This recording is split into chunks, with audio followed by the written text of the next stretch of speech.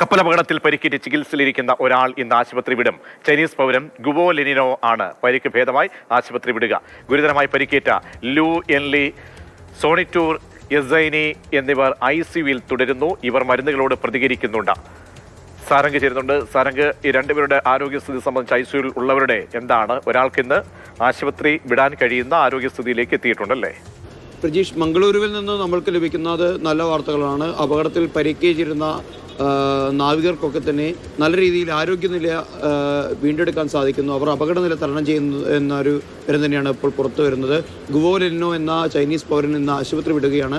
അതോടൊപ്പം തന്നെ കാര്യമായി പരിക്കില്ലാത്ത ഫസ്റ്റ് എയ്ഡ് നൽകിയതിനു ശേഷം ഹോട്ടൽ മുറിയിൽ താമസിപ്പിച്ചിരുന്ന മറ്റു നാവികരും ഇന്ന് മംഗളൂരു വിടും. അതിനുശേഷം ICUവിൽ ചികിത്സയിലിരിക്കുന്ന 30-40% പൊള്ളലേറ്റ 2 നാവികരും ഇപ്പോൾ മരുന്നിനോട് നല്ല രീതിയിൽ പ്രതികരിക്കുന്നുണ്ട്. അത് തീർത്തും നല്ല ഒരു സൈനായിട്ട് തന്നെയാണ് ഡോക്ടർമാരൊക്കെ തന്നെ പറയുന്നത്. എന്തായാലും അല്പ ദിവസത്തിനകം തന്നെ അവർക്കും ആരോഗ്യം വീണ്ടെടുത്ത് ആശുപത്രിയിൽ നിന്ന് മടങ്ങാൻ കഴിയുമെന്ന് തന്നെയാണ് വിശ്വസിക്കുന്നത്. പ്രതീഷ്.